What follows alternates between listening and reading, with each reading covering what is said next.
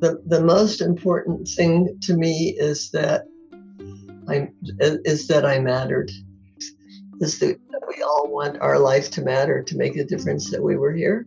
And I'm getting so much evidence of that as I'm writing my blog, and so many people are responding with thanking me for the help that they received when they had cancer. The comments are just amazing to me. You're listening to The Final Say. I'm your host, Deborah Jarvis. This is the podcast where you can get comfortable talking about death and learn some things about life from people who are facing death. My guest today is Jan Adrian, creator and producer of this amazing national conference called Cancer as a Turning Point: From Surviving to Thriving. Jan has been living with cancer since 1989. She recently closed her nonprofit, Healing Journeys, which produced the conference, because now Jan herself is in hospice. But I have to tell you that more than 25,000 people have attended these conferences since 1994. The thing that was so amazing about it is that in the 90s, she was talking about emotional, spiritual, and psychological support that cancer patients and survivors desperately needed. I myself had the honor and opportunity to speak at several of those conferences, and it was always such a joy. What an amazing experience. So, without further ado, as they say, here's my conversation with Jan Adrian. Most of those 36 years, I don't like to use the word fighting cancer. I would say I was dancing with cancer. Cancer was part of my life always. And I was working with naturopaths and nutritionists and people that knew the alternative world more than the Western medicine world. Mm-hmm. But I always had a Western medicine oncologist also. So I did one round of chemo. I did radiation a couple times. I had 3 primary cancers during that time, 2 breast cancers in both breasts and 1 cancer in my eye. And then in 2011 was the first time that the word metastatic was used on my chart. And it was metastasized to my lungs in 2011. I had an ablation, a cryoablation. That lung tumor went away. It was gone for I don't know how long. Anyhow, 2 years ago in July, my oncologist told me that she wanted to refer me to hospice because I was going to be dead in 6 months. 2 years ago in July. And I told her I didn't think I was ready. I didn't feel like my body was ready yet. And my naturopathic doctor found a protocol that we tried. So anyhow, that kept me going for 2 more years. And I decided when we had evidence that quit working, then it was time to, because there wasn't anything else to try. And that would mean that my body was saying it was finished and it was ready. So anyhow, that happened in this past June, just 2 months ago. Wow. So I quit doing everything and quit and joined hospice in June 29th of this year. And my tumors have been growing ever since, and I've been getting weaker and weaker.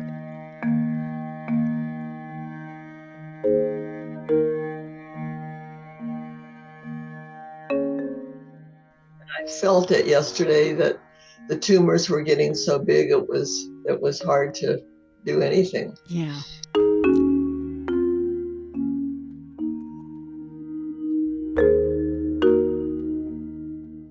What do you think has been the hardest part of all of this for you, your whole cancer journey?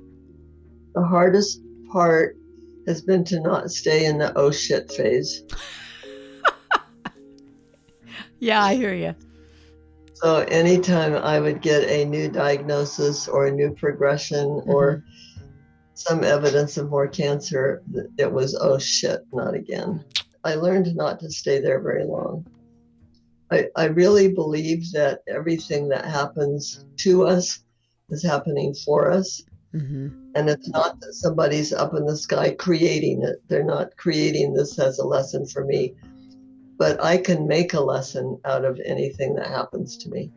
I can, if I just assume that it's for me for some reason and look for the silver lining in it, it's there.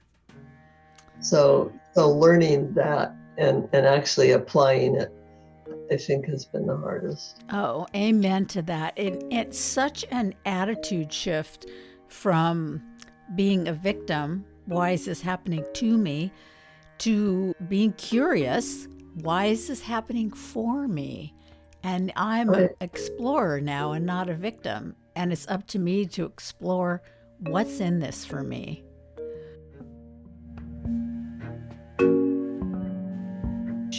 What's been the biggest surprise for you?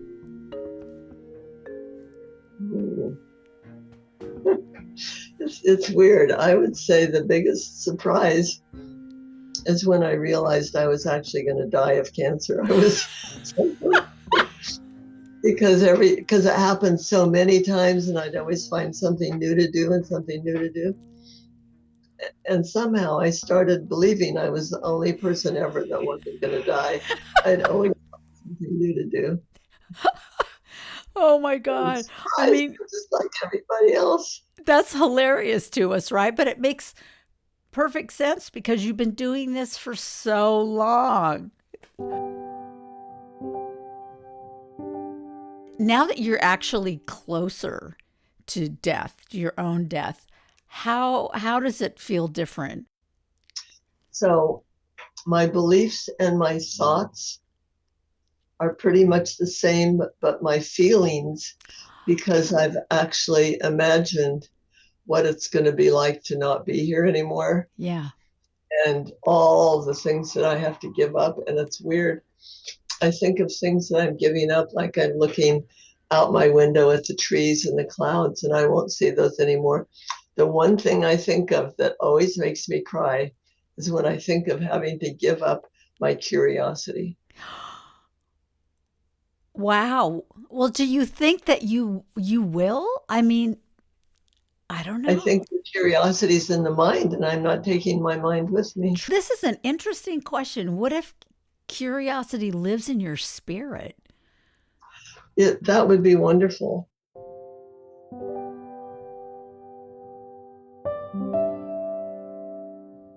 And so you're pretty sure this is the end. I'm pretty sure.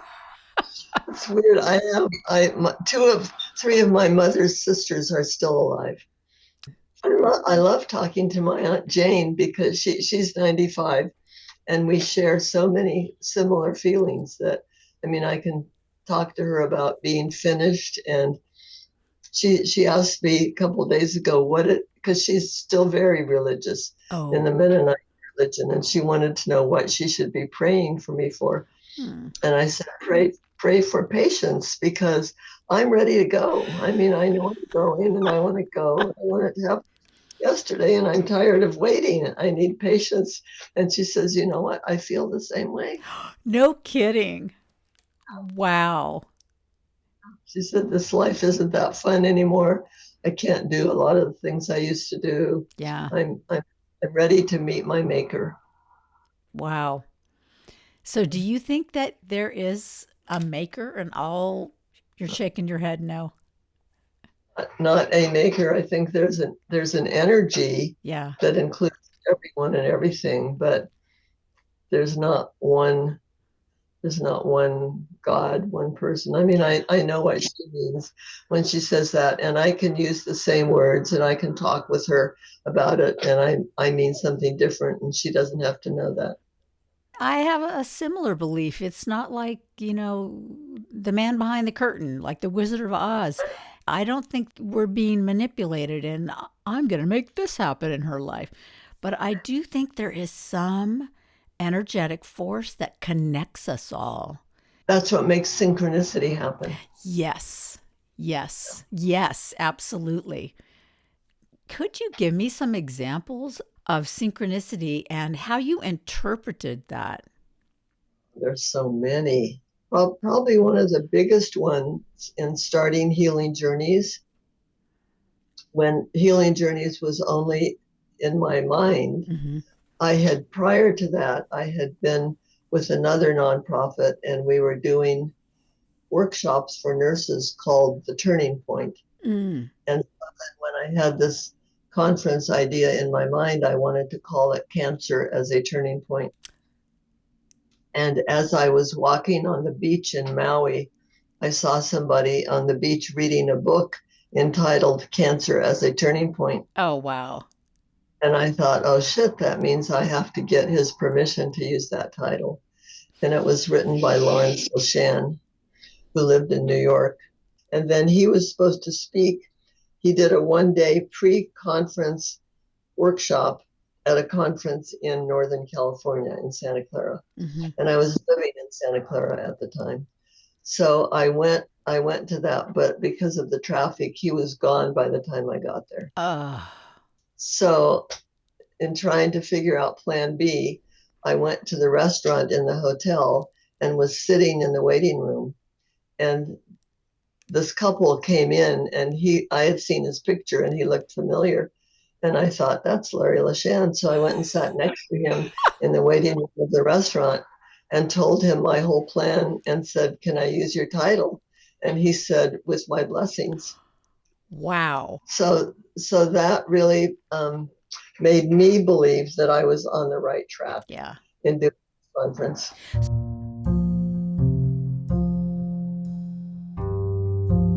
So what made you want to start something like this? Like what was the impetus for you to go, I want to make a conference for people that are dealing with cancer?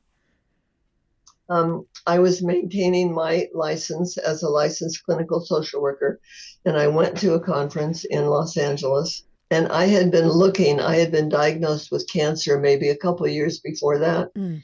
And I was looking for ways of dealing with it other than surgery, radiation, and chemotherapy, and not finding anything. This was in the early 90s, and there weren't even support groups. Then that was before David Spiegel's work that made everybody want to be in a support group. Yeah. So anyhow, I went to this conference, and Jean Shinoda Boland was one of the speakers, and she talked about illness as going into the underworld using mythology as a metaphor. Mm-hmm. And it was exactly what I had been needing to hear of illness as an illness of the soul, not just the body. Mm-hmm. And I was sitting there crying during her entire talk. Mm. And at the end of her talk, it was an immediate standing ovation of 900 doctors, social workers, nurses, Wow. health professionals. But it was clear to me that I wasn't the only one resonating with this message. And I decided at that moment, I want to create something like this, but not for health professionals. I want to do it for people on the front line experiencing cancer. So the seed was planted at that conference. And And it's not a surprise that it kind of grew out of your own need. And then right. you saw this and Oh, realized this is what I want to do.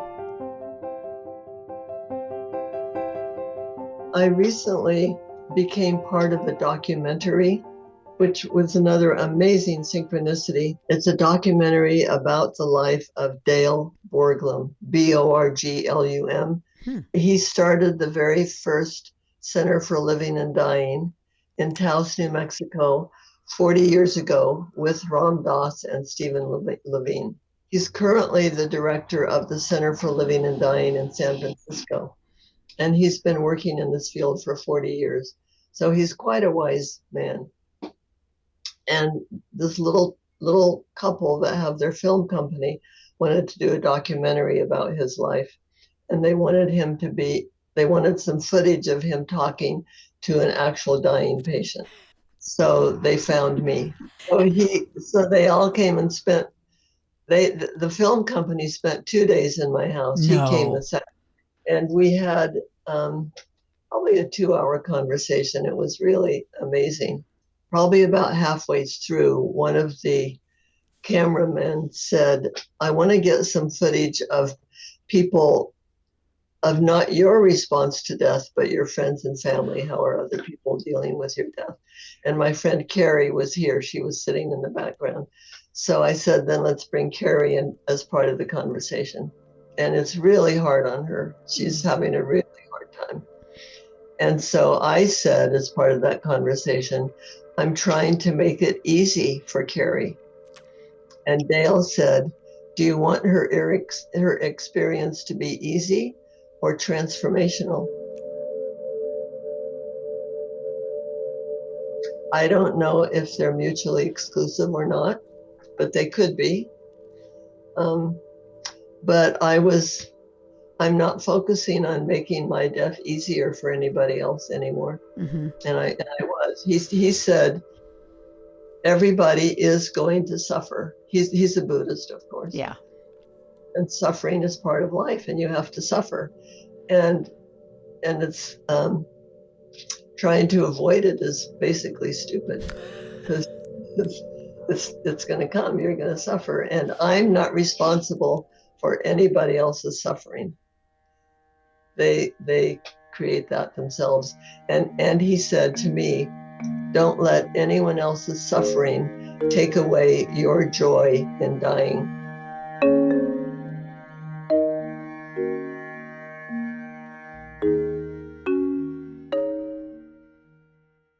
Here's the question. I know that you're living in California, which is a state where death with dignity is legal.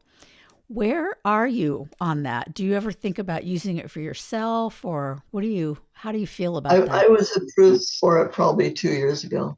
Approved for it. I met with two doctors who signed me off that said I would be dead within 6 months. Wow. More than a year ago. Anytime I want to go, I can just make a call to one of those doctors, and she calls in the prescription, and somebody goes to pick it up, and I can die that day. Okay. I feel really comfortable knowing I have that option. Yeah. My need isn't that great to want to die now. I mean, it's going to happen. I think Yeah. it's going to happen. The purpose of my life has never been to avoid suffering. It's been to, You can't. If that was your life's purpose, you're screwed. Wow. So what's your dream scenario then for your own death? Like what do you want it to look like? I don't want it to be dramatic. I want it to be just like another day. A friend of mine told me her neighbor did his taxes the day before he died. Taxes, death and taxes. That's just such a cliche. So anyhow, I have this raspberry tree out in my patio that I just feel addicted to clipping a few branches, to trimming it regularly. So I've said, I want to trim my raspberry tree the day before I die. So I did trim some of it yesterday, just in case. Oh, good. Do you have any regrets? I do have a regret. My regret is that I was not with my mother when she died. Oh, That's my biggest regret in my life. what happened there? I was married to Bob. My mother loved Bob. Bob came home on July 31st and told me he wanted a divorce. Mm. I was really close to my mother, and I didn't want her to know that Bob was leaving me, because it might make it harder for her to leave. And I knew I couldn't be with her and not have her know that. Mm. And she died on August 23rd. So those 23 days after he told me that and before she died, I did not go see her. She was in Reedley, which is where I was born, about 3 hours from San Jose, where I lived at the time. And I just chose not to go see her. And I've forever been sorry about that. Mm. Starting healing journeys and doing it all along, what's been the most important thing as far as where you are now facing your own death? Oh, the most important thing to me is that is that I mattered. You made a I'm difference. It's not even about mattering in a huge, we're in America, so you've got to be on TV or, you got to be famous. But just mattering in a small way, knowing you made a difference in somebody's life. Wow, that's something we need to think about and embrace, I think, as we go through life. and it can just be small things like talking to a neighbor Oh, or yeah. smiling at somebody in the grocery store. I mean, Yeah. just so many little things we can do that make a difference. Yeah.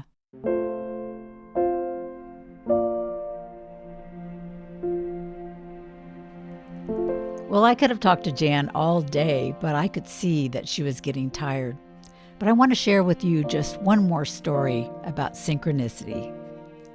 Tell me about the pendulum. When did you start using that and how did you learn how to do that?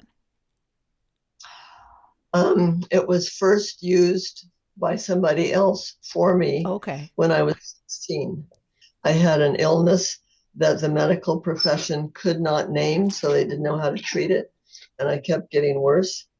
And my parents took me to a chiropractor who said it didn't matter what we ever called it, it didn't have to have a name, that our bodies are meant to naturally fight whatever illness. He said there was some infection in my blood and we needed to build up my body. And so he dealt with nutrition.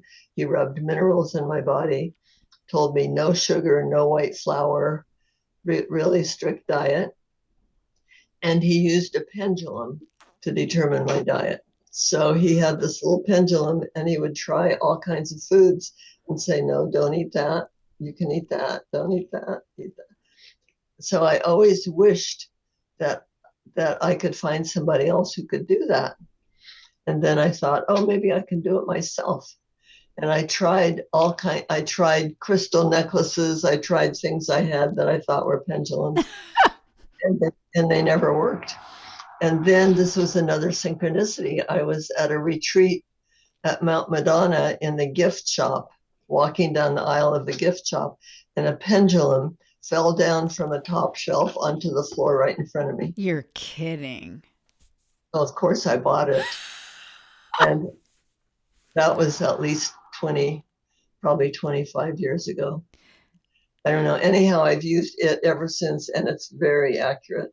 And did you have to learn how to use it or is it like intuitive or how do you know what to do? Um, I read instructions. I mean, there's online stuff and instructions that came with it that said always have your feet flat on the floor, have your elbow resting on a table so you're stable. Yeah.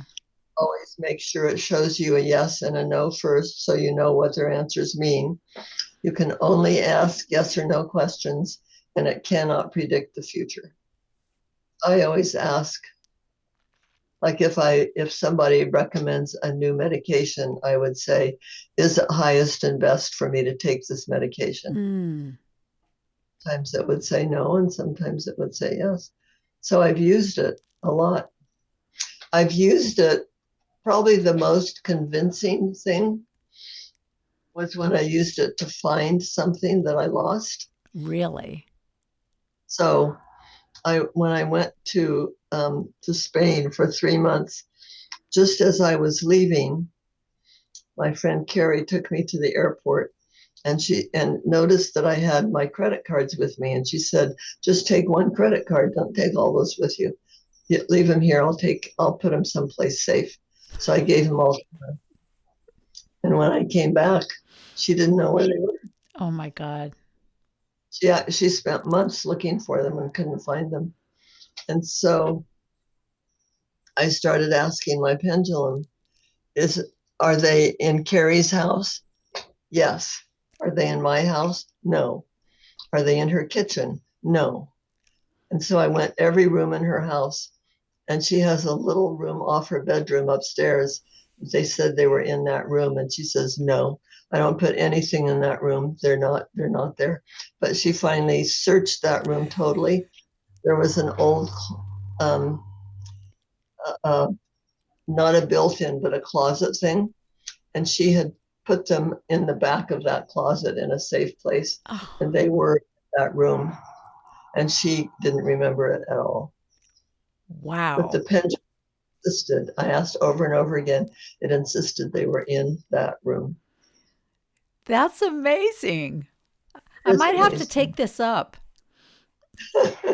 Really, You that's have to find the right one. yeah. And how do you know what's the right one? Is it something you feel? And it Or? falls down in front of you in a gift store. Well, that for sure. That one was like, I want her. I don't know how you'll find the right one. It Okay. seems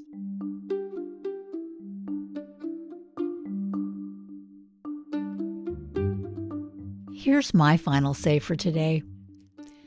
It's about mattering.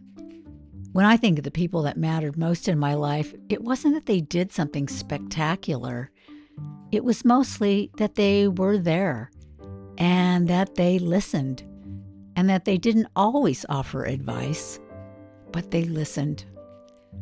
And then there were people that I don't even know their names, like the guy in the grocery store who let me cut in front of him because I had just a few items and I was in kind of a bummer of a mood that day. And his little act of kindness lifted me for the rest of the day.